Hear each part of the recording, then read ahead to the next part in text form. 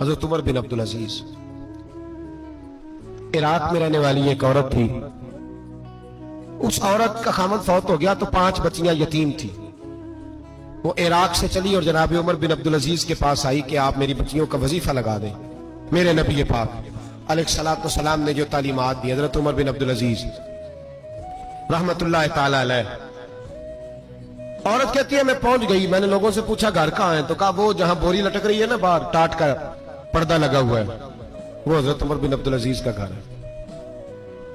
कहती है मैं दरवाजे पर दस्तक दी, एक औरत ने दरवाजा खोला तो मुझे बीबी जान के अंदर बुलाया। उनके घर के अंदर जब मैं दाखिल हुई तो बड़ा सारा सेन था, एक तानिम कुआं लगा था, एक तरफ एक बड़ा दरख्त था और एक छोटा सा बनाई हुई थी जगह बर्तन धोने के लिए। और बीबी ना बर्तनों को मिट्टी लगा के साबुन लगा के बैठी हुई थी, काम कर रही थी वो औरत। मुझे उसने दरख्त के नीचे बिठाया, पानी पिलाया। कैसे आई हो? मैंने कहा अमीरुल मोमिनीन से मिलना है। कहने लगी बैठो, थोड़ी देर में आ जाते हैं। कहती थोड़ी, मैंने समझा घर की कोई मुलाजमा है, मैं बैठ गई। थोड़ी देर गुजरी, फिर दस्तक हुई। उस बीबी ने उठ के दरवाजा खोला तो जब वो शख्स अंदर आए तो कहने लगी बड़ी देर से बर्तनों को साबुन लगा के बैठी हूँ, कहाँ रह गए थे? कहती है वो साहब कहने लगे बस जरा मसरूफ हो गया था, दौड़े गए, कुएं से पानी निकाला, बीबी को दिया, उसने बर्तन धोए। कहती है फिर थोड़ा सा सिरका और एक रात की रोटी वो लाई, उस शख्स ने खाई।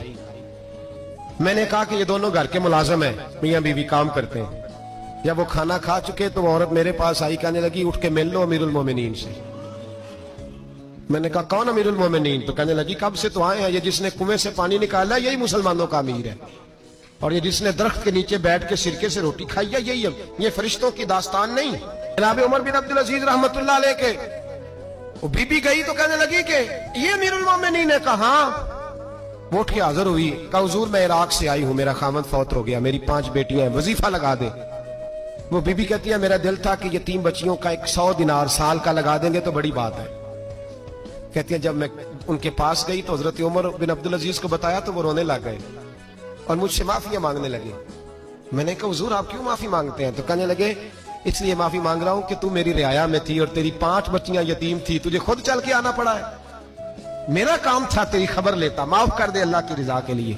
उन्होंने वजीफा लिखना शुरू किया तो मेरी एक बच्ची का 1000 दिनार साल का लिखा। मैंने कहा अल्लाह तेरा शुक्र है। फिर दूसरी बच्ची का 1000 लिखा तो मैंने कहा अल्लाह तेरा शुक्र है। तीसरी का 1000, चौथी मैंने कहा शुक्र है।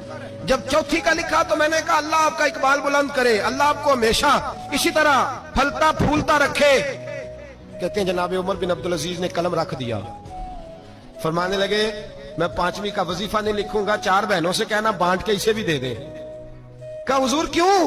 आप फरमाने लगे जब तक तू अल्लाह का शुक्र अदा कर रही थी मैं भी रब से जुड़ा हुआ था और अल्लाह से डर के लिख रहा था। अब तूने मेरी तारीफ की है, अब मेरी जात आ गई है, अब मैं अगर ये वजीफा लिखूंगा तो इससे अल्लाह राजी नहीं होगा, इससे मेरे नफ्स में रिया पैदा होगी। अब मैं 5वीं का नहीं लिखूंगा, जा और जाके इराक के गवर्नर को दे। बीबी कहती है मैं घोड़े पे बैठी और मैं चंद दिनों के बाद इराक पहुंची।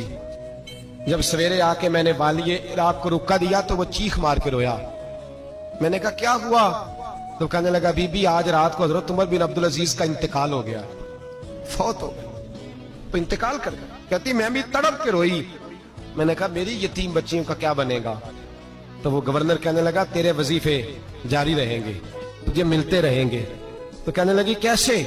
कहने लगा मैं अगर तो गवर्नर रहा तो तेरा वजीफा जारी रहेगा, और अगर गवर्नरी से उतर भी गया तो मैं जाती तौर पे मालदार हूं, फिर भी तेरी बच्चियों के माहाना पैसे पहुंचते रहेंगे।